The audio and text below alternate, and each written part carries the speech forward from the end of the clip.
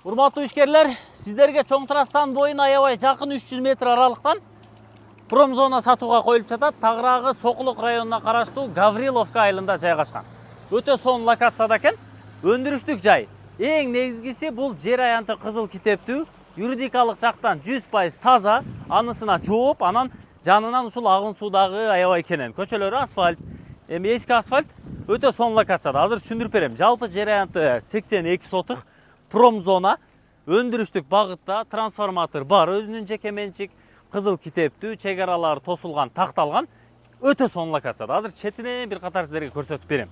Лайктан басып, комментарийден жазып, завод иштетем дегендер, птица фабрика иштетем дегендер, жанагындай молочный продукция чыгарам дегендер, андан сырткары жанагы спецтехника, сельхоз техникаларды, жанагы бүтө мотоциклдарды, башка нерселерди ачам дегендер, кыскасы любой бизнеске, любой өндүрүшкө, заводко, любой багытка дал келе турган промышленный багыттагы 82 сотук жер аянты шашылыш түрдө сатылат.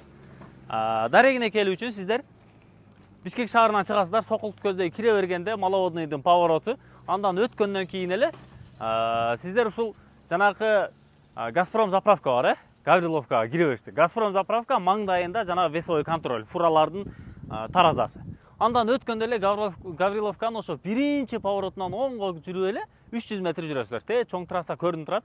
300 метр жүргөндө жолдун сол тарабында ушул пескаблок менен тосулган, чек аралары такталган, документалдуу жер аянты $550 000 кеми бар деп сатууга чыкты. Эң негизгиси гос канализацияга жакын 300-400 метр аралык. Эгер сиздер чоң-чоң өндүрүш, завод, фабрика ачам десеңиздер, канализация сөзсүз түрдө керек. Газ ушул жанында да экинчи жери бар экен, анын жанында ушул газ линиялары бул жакта толук кенен.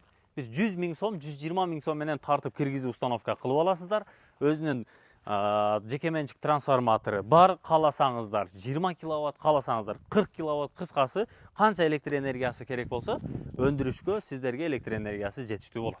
Киргенде бул тарабында учурда устакана, эсто, тетиги жаңы навестери бар, асты бир 700 квадраттын тегерегинде. Суу свети бар, таза суудагы бар, скважинадан суу чыгарсаңыздар болот, агын суу көчө тарапта кенен, жанагындай эс алуу борборлорундагы айлантырганга болот. Бул жерде көрүнүп турган бүт бардык контейнер, темир тезектердин бардыгы алып чыгып кетет ээлери. Бул жерде кала турган, жер аянты калат, чек аралары тосулган, анан бул тарабынан мынандай курулуштары, навестери сиздерге калат. Анан калган нерсени бүт бардык мусор, темир тезектердин бүт баарын четинен чыгарып кетет. Так, жүрүңүздөр. Мына бул биринчи тарабы. Бул жакта ушу кухнясы бар. Мынакей.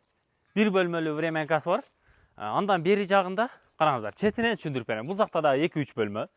Андан ары мына бул жагында дагы бир склад. Андан ары ямалар менен СТО, устаканалар.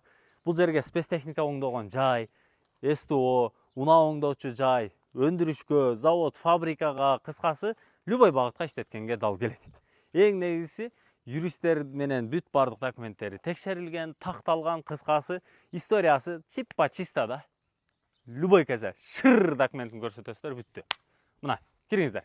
Биринчи эшиктен киргенде бүт бардык шарттары менен оң тарабы биринчи намазкана, бүт бардык шарты киргизилген. Андан кийин бул жагында дагы бир склад бөлмөсү, андан ары мына бул тарабы дагы бир өзүнчө спальный бөлмөсү, ремонттору менен кыскасы.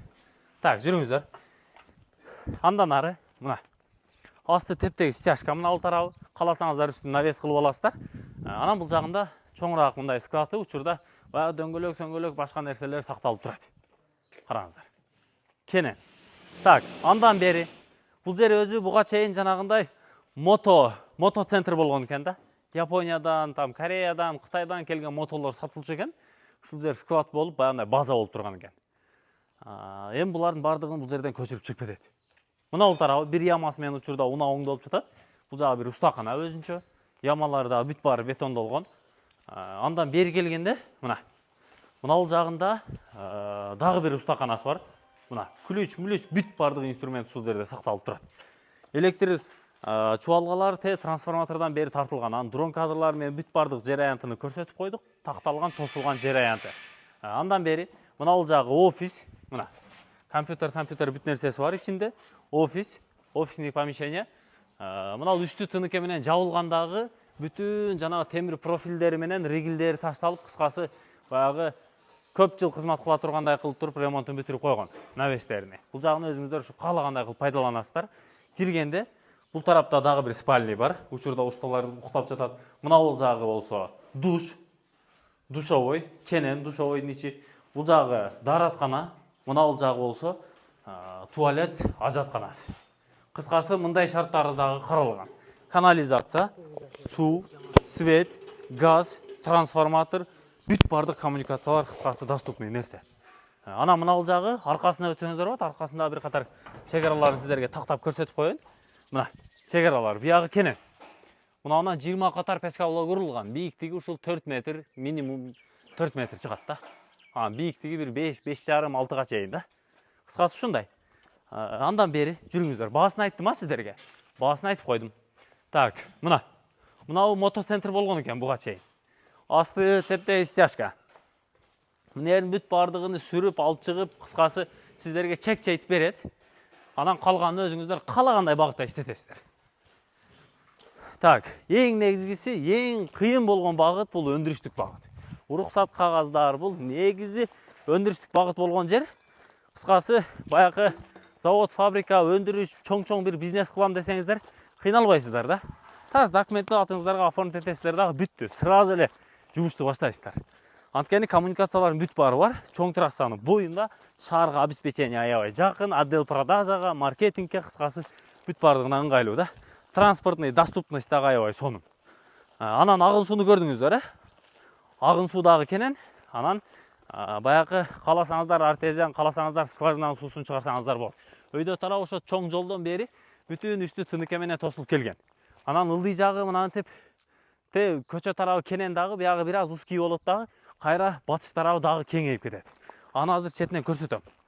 Анан туугандар, лайктан басып, комментарийден жазып коюңуздар. Баасыны $550,000.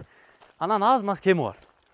Реалдуу баасын коюп койду. Мына бул тыныкеден эмес чегарасы, мунун артында дагы жер бар. Ал жагын кааласаңыздар сарай, кааласаңыздар гараж, кыскасы аны өзүңүздөр өздөштүрүп аласыздар. Так, жүрүңүздөр. Көрсөтүп коеюн, Мына, Гавриловкадан издегендер. Мына бул трансформатор. Көрдүңүздөр, Трансформатор. Көрдүңүздөр? Высокие напряжения, опасно для жизни деп кыскасы мына столба менен тартылган трансформатор коюлган. Мындан мына жоон кабель менен базага тартып кеткен да. Чегарасы мына. Бул жагы кеңейип кирпичке чейин барат ылдый жагы. Анан сетка менен тосулуп, батыш тарабы мына талдар менен, мына тал менен тосулганда өйдө жагы мына талдардын бүтүшүнөн кайра мына тыныкенин бурчуна келип туташат. Кыскасы ушул 82 сотук жер аянты промышленный өндүрүштүк багыттагы бүт бардык коммуникациялары менен, навестери менен, курулуштары менен, суу, свет, бүт бардык баягы сантехникалары менен даяр. Алып, сразу өндүрүштү баштаганга, иш кылганга, эс алуучу жайын ачканга, мына бул жагын кааласаңыздар бассейн кылганга, кыскасы акча табыш үчүн любой вариантка дал келет экен. Тарс сүйлөшүңүздөр. Колдон чыгарбаңыздар. Анткени баасы чөнтөк бап, анан мынияка дагы жагымдуу, мынерге дагы сиңимдүү болду.